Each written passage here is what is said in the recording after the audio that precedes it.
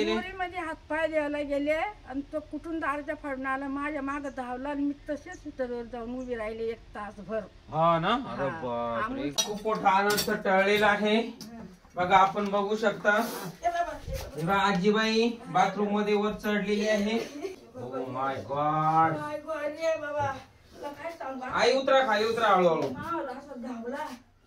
बघा आजी बाथरूम मध्ये गेलेले असताना इथं इंडियन स्पेक्टिकल कोब्रा त्यांच्यावरती फन करून बसलेला होता.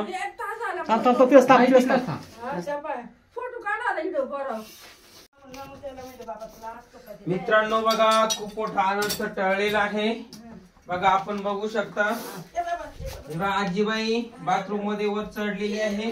घाबरू नका, आहे मी आहे. आणि नाक बघा कुठे आहे. Oh my God. आई उतरा, खाली उतरा हळूहळू. आई तुम्ही बिंदास खाली उतरा या. बघा आजी बाथरूम मध्ये गेलेले असताना इथं इंडियन स्पेक्टिकल कोब्रा त्यांच्यावरती फन करून बसलेला होता.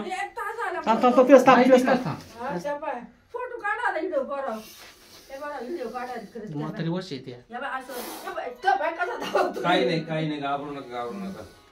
तर बघा आपण खूप फास्ट पद्धतीने चपळाई करून येऊन इंडियन कोब्रा रेस्क्यू केलेला आहे. महत्वाची गोष्ट म्हणजे बघा आजीने खूप धाडस धरलं ना. आला बाय धरला. बघा आजीबाईने खूप मोठं धाडस करून जीव मुठीत करून बघा जवळजवळ मी गावाला जाते असं पाणी काढलं असं पत्कीन पडलं का असं पडलं. मी पाहायला गेले पाहायला गेले ती माझ्या असा मोरीत पाय टाकला ना टपकन आलं. मी टपकन वर सोडून गेले म्हणजे. अरे बापरे. मित्रांनो बघा आजीचं म्हणणं तुम्ही ऐकलं. आजी पटकन ती विटर आहे विटरच्या वरती चढून बसलेली होती. बघा मला यायला खूप वेळ लागला. मला कॉल करताच आपण पण फास्ट पद्धतीने आला. गेलाय तो नांदगावला तिकडे फोन केला. आमचा फोन लागला. तो म्हातारा तो दारी बसलाय का चहा केलाय का म्हातारी चहा का आली बाहेर अजून म्हणून. हा बघा चहाचा पण वास येऊ राहिला. आजीने चहा ठेवला होता गॅसवर. चहा पूर्ण जळून गेला. पूर्ण वास सुटलेला आहे. बघा मित्रांनो आई अर्धा तास फिल्टर उभी होती. बघा आणि साप तिथून हालायला तयार नव्हता. फोन करून हे बघा असं जो आहे असं फोन करून बसलेला होता. हे बघा ओ माय गॉड. आणि आजीची इतकी जिद्द होती की आजी तिथून हल्ली नाही. आजी डायरेक्ट वर चढून बसली. हा जो साप आहे दरवाजामध्ये फोन करून बसलेला होता. बघा या सापाला इंग्लिश मध्ये इंडियन स्पेक्टिकल कोब्रा भारतीय नाग असं म्हटलं जातं. या सापामध्ये न्यूरोटॉक्सिक नावाचं विष असतं. बघा लय खुंकारण्याचा आवाज येतो. बघा मग आजी कशी काय आली असती. आजीला मानावं लागेल. आजी एवढी धाडस करून होती. बघा तर या सापाला आपण चला थोडं बाहेर जाऊ आणि चांगल्या पद्धतीने रेस्क्यू करू. आजीला बाथरूम मध्ये कोंडून ठेवलं होतं. आजी डायरेक्ट याच्या फिल्टर उभी होती ना.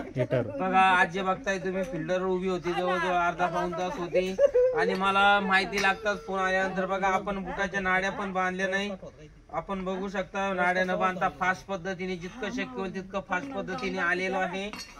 तर बघा या सापाला आपण त्वरित सुरक्षित रेस्क्यू केलेला आहे. बघा याला कोणत्याही प्रकारची इजा हानी नुकसान न होता त्वरित आपण एका प्लास्टिक बरणीमध्ये पॅक करणार आहे.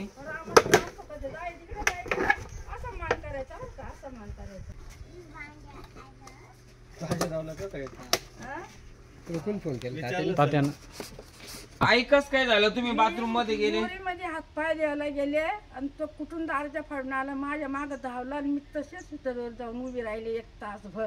हा ना. अरे बापरे. काय फोन लागण शेवटच्या येवल्याला फोन केला. नांदगावला फोन केला. बरोबर.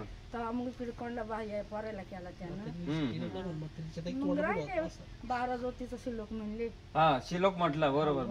12 ज्योतिर्लिंगाचा श्लोक म्हणला आईने. अजून आणि आपल्या रामाची असतो कशी जाईल रामाची चालूच राहिलं. राम नाम नाम चालूच राहील. हा पण मग असा कधी गिडवाला का असा कधी नाग जो आहे फन करून बसलेलाच होता. आई जोपर्यंत तोपर्यंत विटेवरती चढ तो फन करून बसला. त्यानं खाली येच नाही केली. हा ना. अजिबात नाही केली. अरे बापरे. चला धन्यवाद.